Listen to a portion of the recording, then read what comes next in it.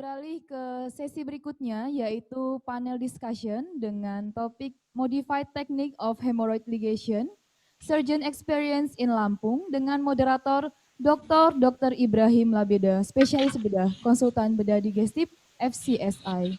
Telah hadir dua panelis kita, yaitu Profesor Dr. Ignatius Riwanto, spesialis bedah, konsultan bedah digestif Vina CS FICS, dan Dr. Bernardus Beni Filipi, spesialis bedah, konsultan bedah digestif. Dan pembicara kita Dr. Paran Bagionoto, spesialis bedah Vina CS FICS. Ya, berikut kurikulum vitae dari moderator kita, Dr. Ibrahim Labeda, spesialis bedah, konsultan bedah digestif FCSI. Beliau menempuh pendidikan dokter spesialis ilmu bedah di Fakultas Kedokteran Universitas Hasanuddin Makassar pada tahun 1993 hingga 1999. Kemudian melanjutkan pendidikan dokter subspesialis bedah konsultan digestif Fakultas Kedokteran Universitas Hasanuddin Makassar pada tahun 2003 hingga 2005 dan menempuh pendidikan S3 di Kedokteran Pasca Sarjana Universitas Hasanuddin Makassar pada tahun 2007 hingga 2011. Beliau pernah menjabat sebagai Ketua Program Studi Ilmu Bedah Fakultas Kedokteran Universitas Hasanuddin pada tahun 2011 hingga 2015 dan menjabat sebagai Wakil Ketua Kolegium Ilmu Bedah Indonesia pada tahun 2014 hingga 2018. Beliau menjadi Ketua Divisi Bedah Digestif Departemen Ilmu Bedah Fakultas Kedokteran Universitas Hasanuddin Makassar pada tahun 2015. Dan saat ini beliau sebagai Ketua Kolegium Ilmu Bedah Indonesia sejak tahun 2018 hingga kini. Baik, dengan hormat kepada Dr. Ibrahim Labeda, spesialis bedah, konsultan bedah digestif FCSI, kami persilakan. Terima kasih, Saudara MC. Assalamualaikum warahmatullahi wabarakatuh. Waalaikumsalam. Dan selamat wabarakatuh. Pagi yang terhormat Profesor Riwanto, SPB KBD, Dr. Beni Filipi, yang kami hormati, ada Ketua PABI Dr. Joni Dharmajaya bersama kita, dan para senior-senior yang lain, sejawat kolega yang lain yang turut bersama kita dalam membicarakan suatu hal yang kiranya perlu untuk dibicarakan bersama, yaitu modified technique on hemorrhoid ligation, teknik modifikasi pada ligasi hemoroid. Kita sebentar akan diikuti oleh dua panelis kita. Yang pertama Prof. Riwanto, yang saya kira tidak asing lagi bagi kita, dan yang kedua adalah Dr. Beni Filipi.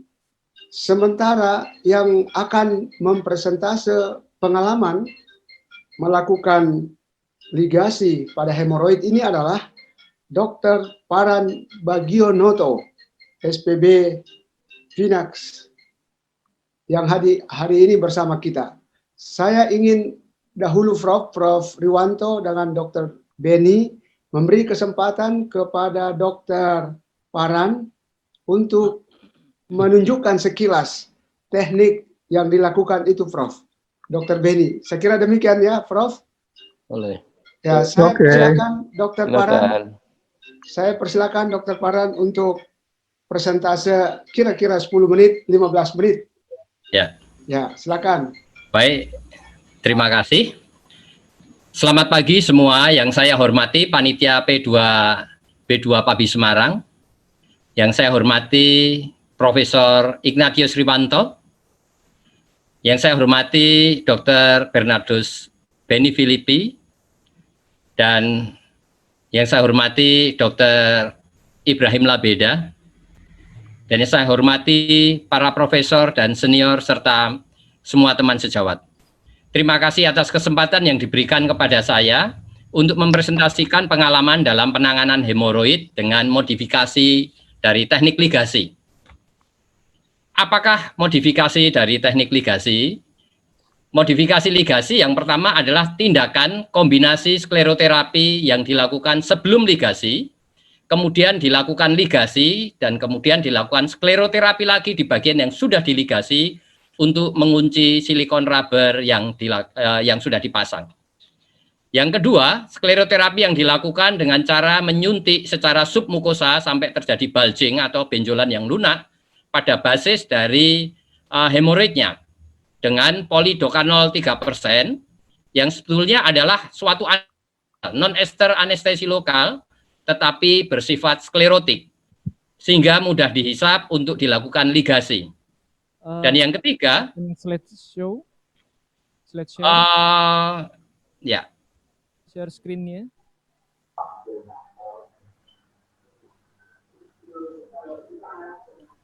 Hilang ya? ya. Terima kasih, Dok.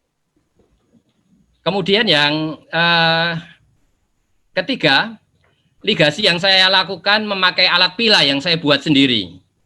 Berdasarkan modifikasi dari alat yang selama ini saya pakai yaitu Migaffney Rubber Band Ligator Suction ya.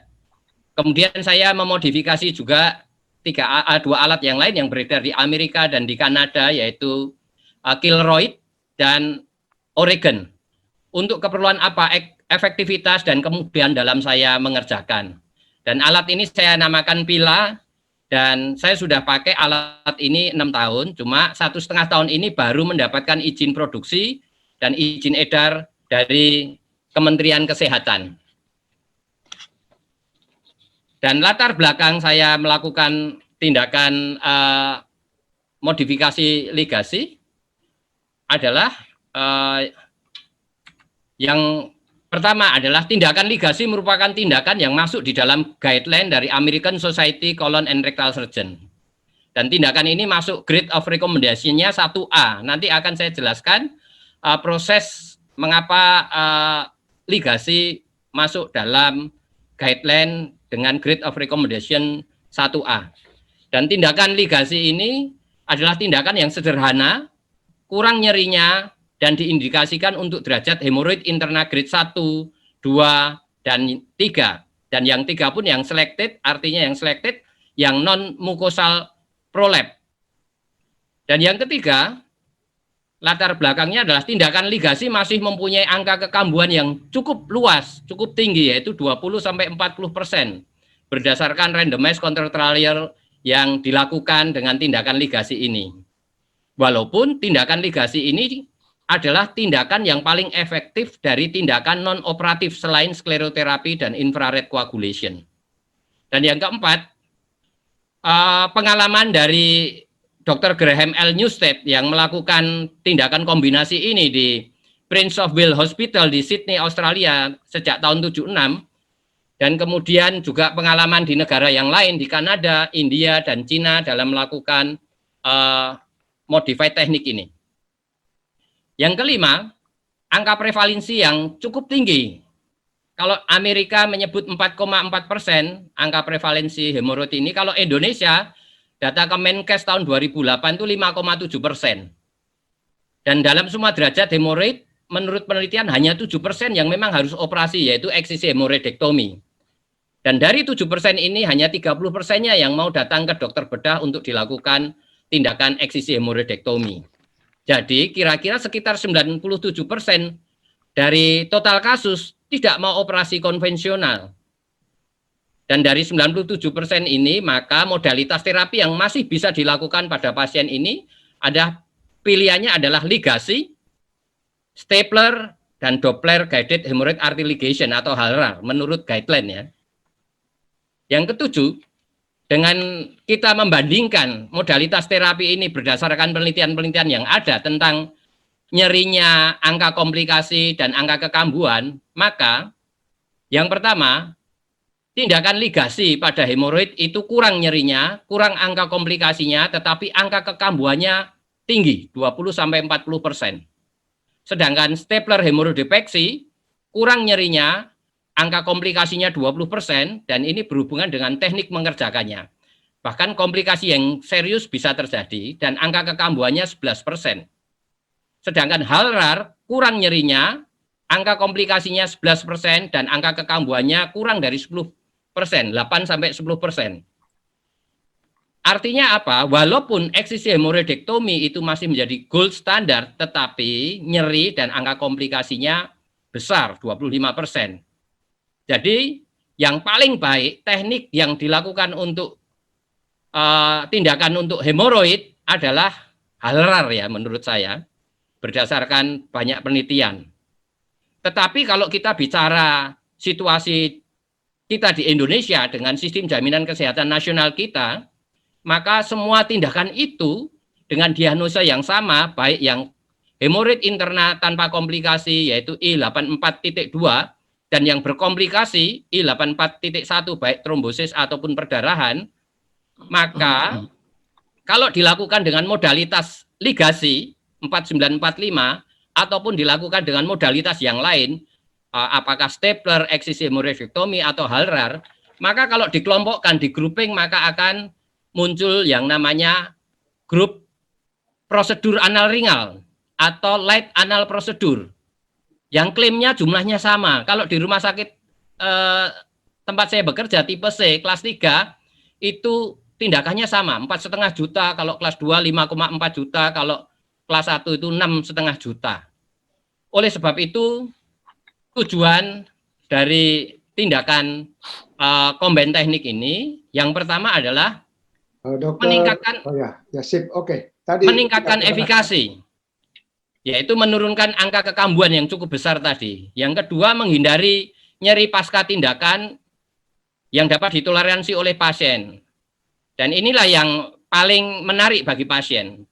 Yang ketiga, menghindari perdarahan pasca tindakan saat lepasnya jaringan hemoroid yang lepas di hari ke-4 dan ke-7 sesudah tindakan. Itulah tujuan teknik modifikasi ini. Kemudian saya akan sedikit melihat mengenai dasar teorinya. Kita tahu yang namanya hemoroid yang banyak dianut adalah sliding anal canal lining. Runtuhnya atau melorotnya dinding anal kanan yang disebabkan oleh karena terjadinya fragmented atau putusnya dari supporting system yaitu Treitz ligament yang mensupport dari anal cushion itu. Disebabkan oleh karena apa? Banyak penelitian membuktikan bahwa adanya MMP2 dan MMP9 yang ekspresinya 1,5 kali dari orang normal. Kita tahu matriks metaloproteinase 9 ini suatu proteinase yang sangat poten yang mampu mendegradasi ekstraseluler protein seperti elastin, fibronektin, dan kolagen. Sehingga kita tahu pada pasien hemoroid itu adanya fragmented dari Treitz ligament.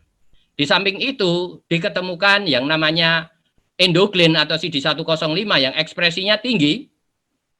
Kita tahu endoglin ini merupakan binding set dari TGF-beta yang merupakan proliferative marker untuk neovaskularisasi.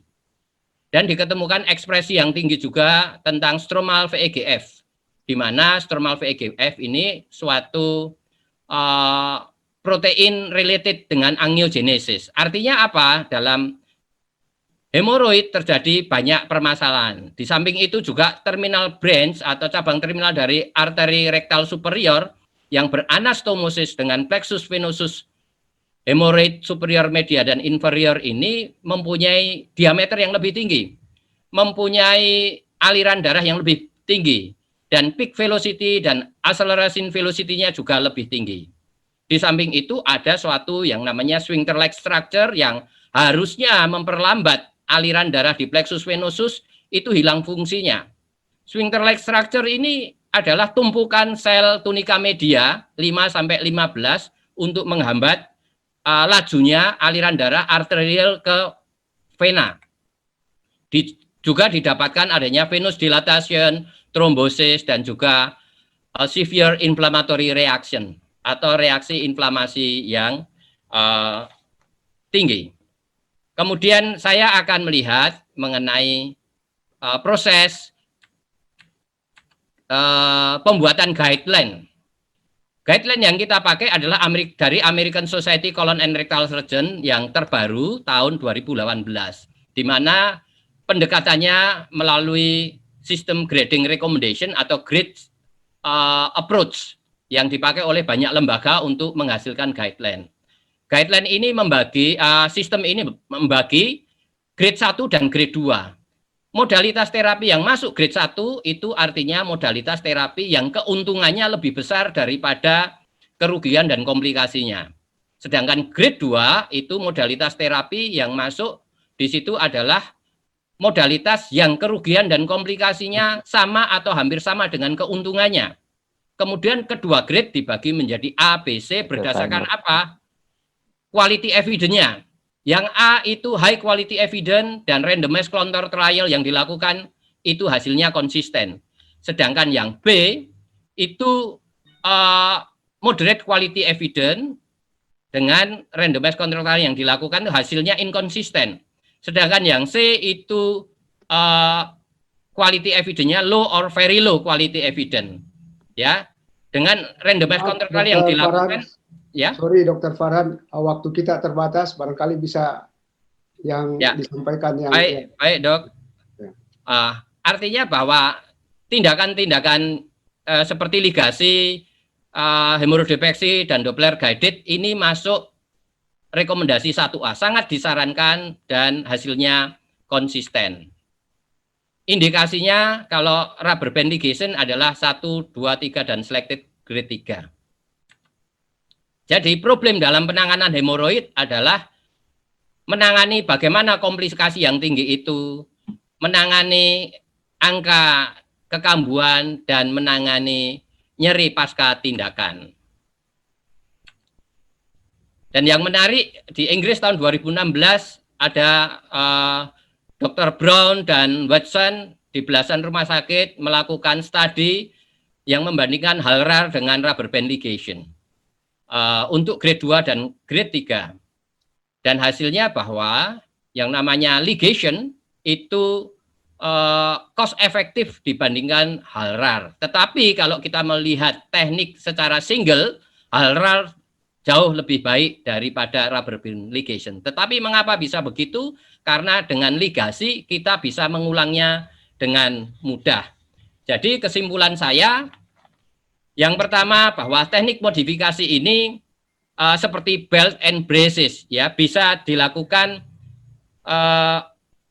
dengan mudah, simple ya, kurang komplikasinya, kurang nyerinya, dan bisa dilakukan dalam era sistem jaminan kesehatan nasional kita. Dan